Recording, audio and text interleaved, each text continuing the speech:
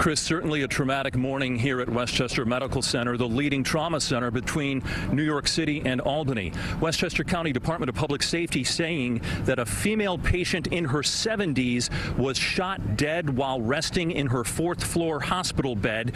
The gunman, a visitor, a man also in his 70s, then took that .38 caliber revolver and committed suicide. The newly named Public Safety Commissioner, Thomas Gleason, briefed the media just a few minutes ago. Westchester Medical Center medical personnel responded immediately as well and started working on the two victims, but unfortunately both were later pronounced dead. There was a female who had been a patient at the hospital, and the male was a visitor. They were both in their 70s. At this time, it appears to be a murder-suicide situation.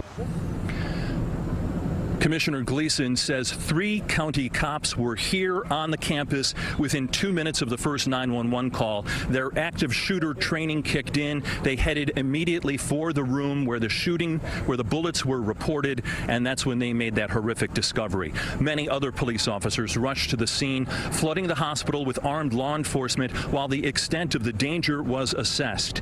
And as you can imagine, hundreds of patients and visitors and staff in the main building were told to shelter in place. I spoke with one patient who was in the emergency room, spoke to her by telephone. I just saw a bunch of police officers running through the first floor, I guess going up to the 4th floor. The warning that there was an active shooter in the building. That's what we heard. It was really nerve-wracking to say the least. I never expected something like this to happen at the medical center. Hospital leadership says as a major public institution here in Westchester County, they of course have active shooter training for all their staff members. It's mandatory once a year, and then they offer refreshers and updates every month for those staff members who want to do that.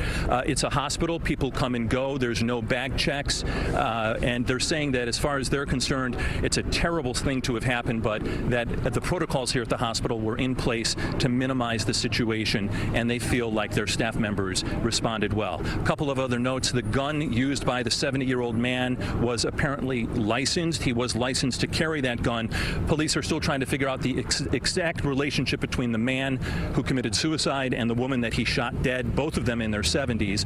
We're waiting for more information, and we'll bring it to you later this afternoon. For now, live in Valhalla, Westchester County, New York, Tony Aiello, CBS 2 News.